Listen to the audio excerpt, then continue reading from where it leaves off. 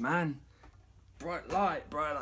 I had a comment on my channel recently that said, "You shouldn't be playing bass guitar like that. You do not understand the spirit of bass guitar." It was because of my solo chord stuff. I think that if you kind of like adhere to the basic rules of bass guitar, I think that you can do a lot more. It's still quite a young instrument in that sense as well. There's a lot of stuff that's been experimented on, which is kind of like pushing the boundaries of how it's played. If we look here at the fat string trinity, which is part of the Way of the Low End Warrior, a book that was created by the bass gods themselves. Actually, no, it's just something I made. Don't believe all that crap. Anyway, and in verse 1 is the fat string trinity. May this become your mantra, meditation, and study focus. 3 really, really simple rules of playing bass guitar. Thou shalt maintain the low end of the composition, which is kind of easy because bass lends itself to that, because it's got big fat strings and the pickups and bass amps and stuff. It's kind of easy to maintain the low end. The second one is thou shalt support the harmonic foundation, and in brackets, play the right notes in the right places. So if something sounds musical on bass guitar, who's to say that it's wrong? Then if you're playing with somebody else and you're not doing solo stuff, then play the same notes that they're playing, there or thereabouts. Let's not get into that theoretically right now. And thirdly, thou shalt support the rhythmic foundation. That's quite simple. It means play in time. And in addition, the bass gods have added thou shalt always maintain the groove where appropriate. If you adhere to these very basic fundamental rules of being a bass player, anything that you build on top is viable. You'll find that a lot of people like to sit in these safe little boxes and they never want to break out of these boxes, and everything must be in boxes. And you'll get a lot of bass players that won't step out of those boxes. And it's kind of ironic because a lot of the rules that they personally adhere to musically at one point were revolutionary. They were new ideas that were put forward that at the time they were just completely fresh and new and no one had done it before. Enough time goes by and those rules become common. I think a good example would be Larry Graham and Slap and Pop or Plucking and Thumping. When he first started like doing that business, people were like, "You can't do that on bass guitar, bass is supposed to be but whatever." And he started kind of like adding that, or at least making it more famous.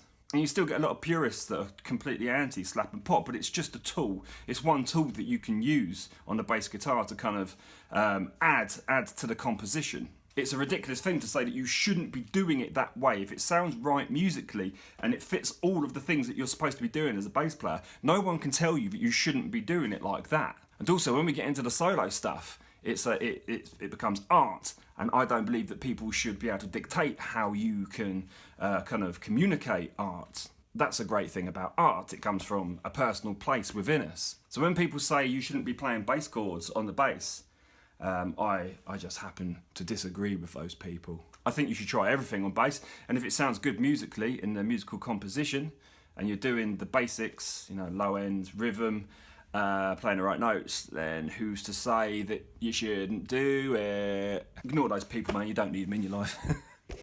I feel like a change on the music, man.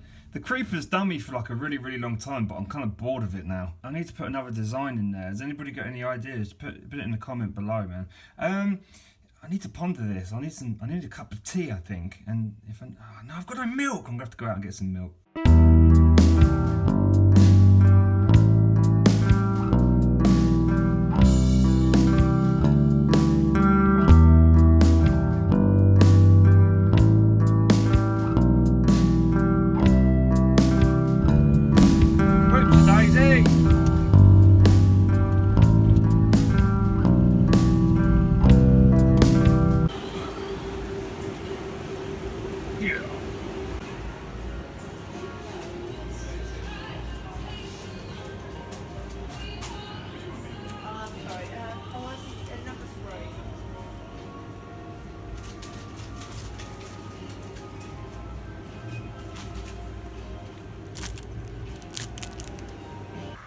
Pum. Teabagius. Hot water. Wait for the appropriate amount of time. Yeah, that's done. Ah, perfect. Good cup of the old cha that is. I don't know why they call it cha.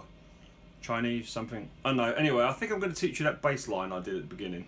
So what, you fool! So what we've got here is we've just got this kind of like chromatic rundown running down obviously because it's a chromatic rundown. And if you do my chord videos, which there are now tons of, you shouldn't have a problem with this. It's just a nice little lick, you know. So the first thing you're going to do is you're going to come to the 15th fret on the A string with your ring finger right there.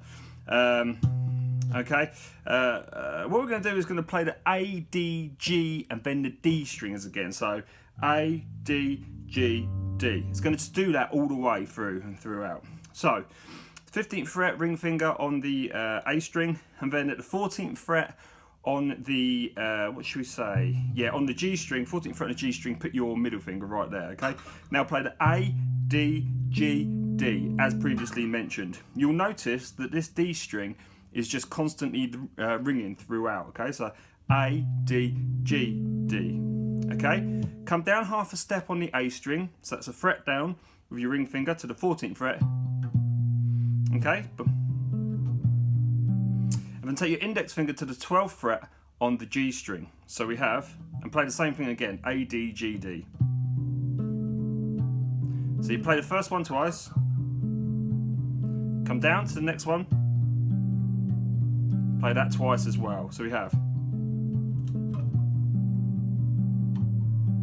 okay, and then just come to the 13th fret on the A string with your middle finger, okay, and leave your index finger on the 12th fret on the G string. Play the same thing again, okay, so play it twice round. So we have,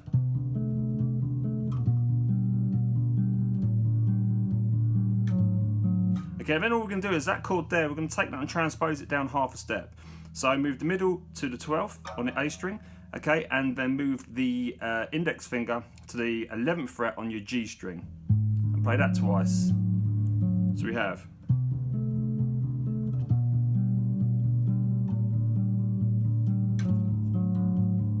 okay, and then it repeats that throughout. The last part, okay, when we end the song, oh, there's a last bit at the end as well, but I'm not going to add that here because I'm not that keen on it. But this part, when it just goes to that, okay, you're going to come to the 11th fret on the A string with your ring finger, the 9th fret on the G string with your index finger, play it twice.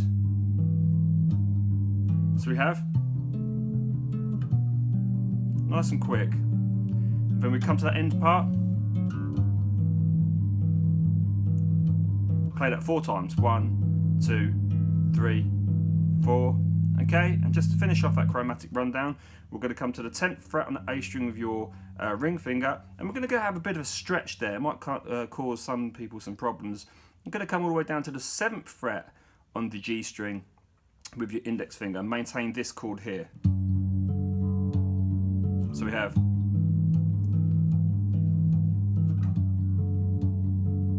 you could do that 4 times again, so all together.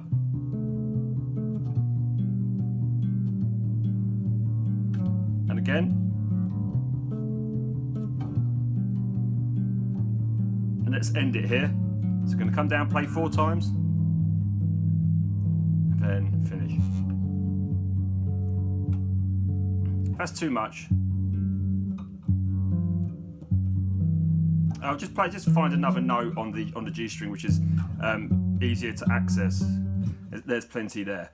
Anyway, hope you enjoyed this video, my friends, and I shall see you in the next one.